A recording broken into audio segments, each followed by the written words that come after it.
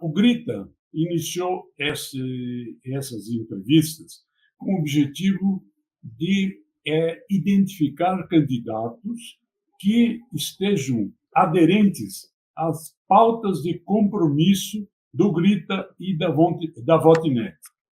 Por quê? Porque o Grita entende que há uma necessidade enorme de aperfeiçoarmos o poder legislativo no nível municipal, no nível estadual e no nível federal, com pessoas que sejam íntegras e competentes. Infelizmente, o que tem acontecido?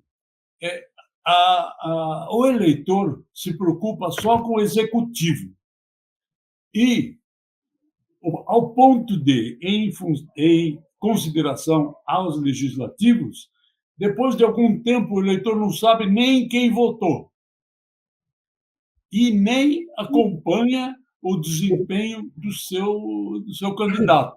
Há problemas muito sérios da organização do sistema eleitoral, muitos eleitores votam e o candidato não é eleito e a maioria acaba se desviando para puxadores de voto, porque esses a garantia é maior de que efetivamente sejam eleitos. Bom, iniciando então aqui as questões, primeiro é o seguinte: eu tomei conhecimento, Climero, que você é formado em engenharia eletrônica e perfeitamente se aposentou e fez curso de direito. Então, estamos Exato. aqui três engenheiros eletrônicos. É coisa rara. Estamos em casa, né? Estamos em casa. A primeira pergunta é essa: o que te fez mudar tão drasticamente assim de uma profissão essencialmente técnica, né, para uma profissão de ciências do direito? Bom, Delfiol, 2 motivos. Eu trabalhei 32 anos como engenheiro eletrônico, né, como engenheiro eletricista. 32. Então, acho que, né, foi bastante. E os meus filhos já são advogados, Delfiol. Os meus filhos já são advogados há bastante tempo. Sempre me convidaram, né, quando em 2015, eles me convidando para trabalhar como advogado, eu já estava formado, por influência deles, o pai correndo atrás dos filhos, né? Mas esse é o primeiro motivo, tá? O segundo motivo é que a profissão da engenharia é muito boa, né? Eu trabalhava no centro de pesquisa da Telebrás, pesquisador, excelente. Mas é uma profissão meio solitária, tá? Meio solitária. A gente trabalha no laboratório. E eu sempre quis trabalhar com pessoas. O meu pai era dentista, sempre vi meu pai trabalhando com gente, né? E eu sempre tive aquela vontade de trabalhar com pessoas. E os meus filhos sendo advogados, vendo como ele trabalha com as pessoas, né? As pessoas agradecendo a eles quando terminava uma ação e tal, mesmo ganhando ou perdendo, né? Perdia, mas, né, ganhava alguma coisa. Foi por isso, Delfiol. Eu falei, eu vou experimentar. Eu já tinha trabalhado 32 anos como engenheiro. Experimentei, e você sabe que o engenheiro também precisa trabalhar, o engenheiro eletricista, né? Precisa trabalhar em emprego, né? Temos que trabalhar em empresas. E o advogado, não. E eu experimentei e gostei muito, tá? Eu me identifiquei demais da conta em trabalhar com gente e ajudar os outros. E eu sinto um prazer inenarrável, se é que existe essa palavra, quando alguém fala, obrigado, doutor, muito obrigado, olha, que bom, resolveu o meu problema aqui. Basicamente por isso que eu fui para o direito. Influência dos filhos e vontade de trabalhar com gente. E daí para a política, o outro salto? Outro salto, que eu ainda não dei. Vou dar, tá? Eu estou indo um pouco atrás, Delfiol, mais ou menos na mesma linha que o Sérgio Moro, o juiz Sérgio Moro, né, fez. O Sérgio Moro tinha uma carreira esplendorosa como juiz, né? Chegou a ficar famoso, né? Todo mundo o amava, onde ele ia, batia um palma para ele, sem falar do salário do juiz, era espetacular, né? O juiz ganha muito bem. E ele deixou, né? Deixou a magistratura para ser político. E mais ou menos é o que aconteceu comigo, tá? eu senti que meu braço era meio curto para ajudar as pessoas dentro do direito. Você tem como ajudar, mas você chega até um certo momento, daí não passa. Aí na política, o seu braço é mais comprido, né? Você pode, ao invés de usar as leis, você pode passar a fazer leis. E foi por isso que eu resolvi, tá?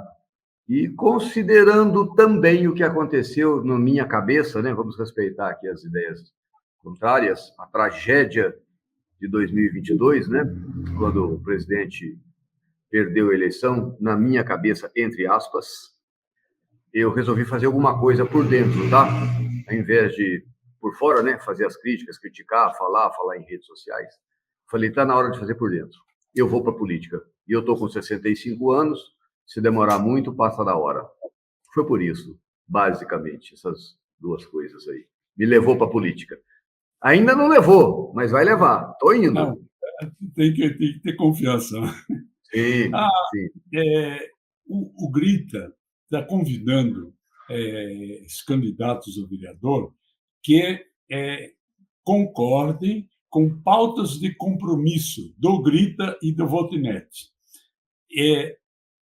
Isso foi lhe comunicado. Eu só vou ler aqui para as pessoas saibam que há concordância sua em relação a essa pauta. Por favor. Primeiro, garantir e exigir a melhoria contínua da transparência municipal, tanto na prefeitura quanto na Câmara. Segundo, fiscalizar os atos do Poder Executivo Municipal e dar publicidade às medidas adotadas e resultados. Terceiro, servir ao bem geral da população e reduzir o custo do legislativo por cidadão do seu município. E, por último, acompanhar e cobrar a implantação do ISO, o número aqui 18.091, que são 39 indicadores, todos vinculados à gestão municipal sustentável. É uma pauta de 4 itens, mas é uma pauta muito profunda. Muito profunda. E serve eu entendo, de guia para o comportamento do vereador. Do político, sim. Eu concordo com as pautas, sim. Concordo com as pautas, sim.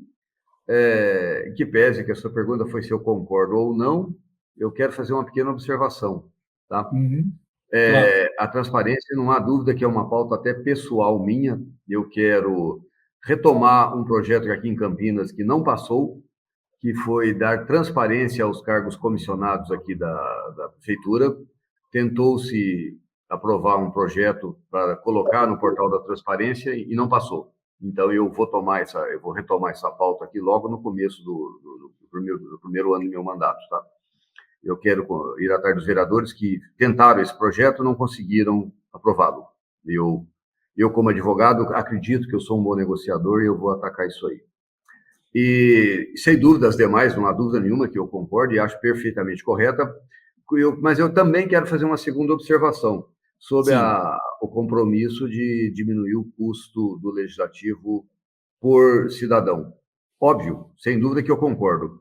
Com uma observação. A Prefeitura de Campinas, ela oferece ao vereador 5 cargos de assessores, tá? São 5. Um deles é o chefe de gabinete, ganha R$15.000, o outro é R$8.000, normalmente é um advogado, e os outros 3 de 5.000 cada um, que vai passar para 6.000. Eu tenho a intenção, Delfiol, de aumentar esse número de cargos de assessores dos vereadores. E ao que possa parecer contraditório com a pauta de diminuir o custo, eu digo para você que não é contraditório e tem uma vantagem enorme, tá? Hoje, em Campinas, e eu acredito que em todas as cidades, os vereadores ficam tratando de comer na mão do prefeito por conta de cargos, né? Os cargos que o prefeito disponibiliza para vender o apoio, né? Para aprovar as pautas dele. Tanto que em Campinas, a maioria dos vereadores é da situação, mesmo que não se alinhe com as pautas do prefeito. E se o vereador tiver mais cargos de assessores, cargos bons, é claro, não é para fazer rachadinha. Aqui em Campinas, faça rachadinha o tempo todo. Acredito que em muitas cidades do Brasil. ele não vai precisar depender muito do prefeito, tá? O prefeito, ele vai já ter a sua maior liberdade de votar contra ou a favor do prefeito, porque hoje, se ele votar contra, o prefeito tira os cargos que ele indicou. Então, eu entendo, Delfiol, que um bom gasto no legislativo é melhor que um não gasto, tá? Tem um colega aí que defende que não deve se gastar nada, não deve se usar o carro da Câmara. Desculpe, eu estou me estendendo nisso aí, mas eu acho importante, que faz parte da minha pauta política, inclusive. Tem colegas vereadores que falam, eu não gasto o carro da Câmara, eu não andei de carro, eu economizei muito dinheiro na minha legislatura. Eu penso diferente, tá, Delfiol? Eu penso, repetindo, que um bom gasto é melhor que um não gasto.